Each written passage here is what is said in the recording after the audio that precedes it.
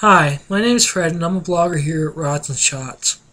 And tonight I wanted to stand in solidarity with all the people of Illinois who wish they had right to carry and wish they had the ability to defend themselves and probably wish they were not the only state still left in the Union with no form of right to carry whatsoever. I understand that most of this is due largely to one man, Michael Daley, and that Chicago politics and the political machine in Chicago is liberal and, now, I hate to say it this way, but corrupt, but also anti-gun. And as we all know, Chicago has been anti-gun since the days of the mobsters. When, people like Al Capone ran around with Tommy guns and wreaked havoc on the local police department up there. Ever since then, they've preferred to keep their citizens unarmed and helpless, as opposed to armed and capable of stopping thugs for themselves instead of having to depend upon the Chicago Police Department. Which of course is odd because Barack Obama took away all the guns up there in Illinois. And it's supposedly a much safer place now. A funny thing about it is that the cops are outgunned in Chicago. Odd for a place that has no gun ownership. So, which probably would tell me that the criminals are the only ones left in Chicago besides the Chicago cops that have guns. Which seems to be a rather large hindrance since the population is at the mercy of the criminal and the police are outgunned by the criminals, so therefore, basically, it's a shooting fest.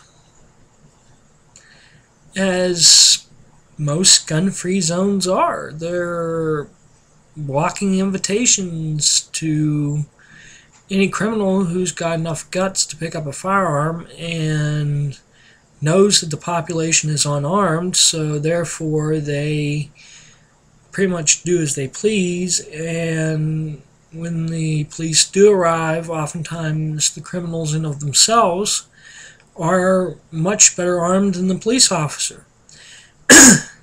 So that's the situation that governmental bodies who impede your right to keep and bear arms causate upon their citizens is the unarmed helplessness and therefore victimhood. It's like an imposed victimhood on a unarmed body of citizens who, by their complacency and by their own inaction, have allowed these politicians to take their freedom from them. I feel badly for them. I can surely sympathize with their plight, but a lot of their own plight was caused by their own inability to understand and to stop these politicians from impeding so far upon their rights and their freedom.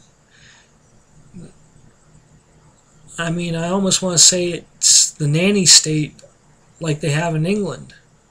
Oh, it's okay, we'll protect you.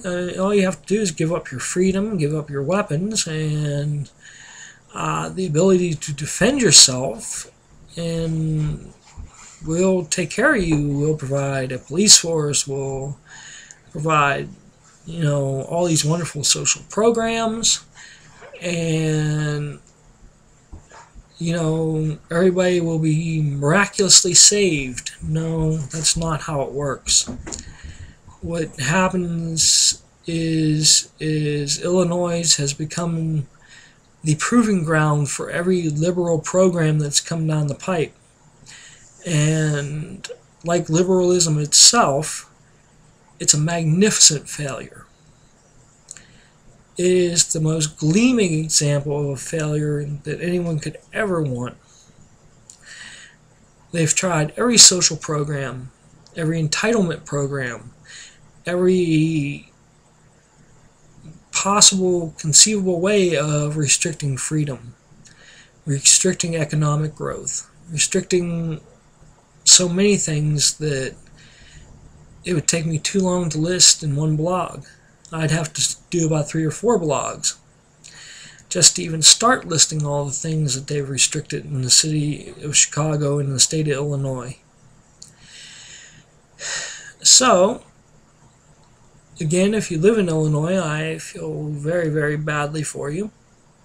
I hope that in the near future, every one of my fellow citizens, my fellow law-abiding citizens who lives in the state of Illinois will come to their senses and use the constitutional power given to them, which is the vote, and remove every politician who would seek to restrict their freedoms, seek to restrict their ability to protect themselves and their families from criminals. And as Barack Obama is so fond of saying, give themselves some hope and some change and move on to a better future for themselves. Well, at least that's my fondest hope anyway. My name is Fred. I'm a blogger here at Rots and Shots, and I hope you all have a good evening. And by all means, of course, all your commentaries, questions, complaints, they're all welcome. Please feel free to post them, and I'll try to get back to you. Who knows? I might even, dedicate one segment of my video blogs just to your question or comment. Have a great night.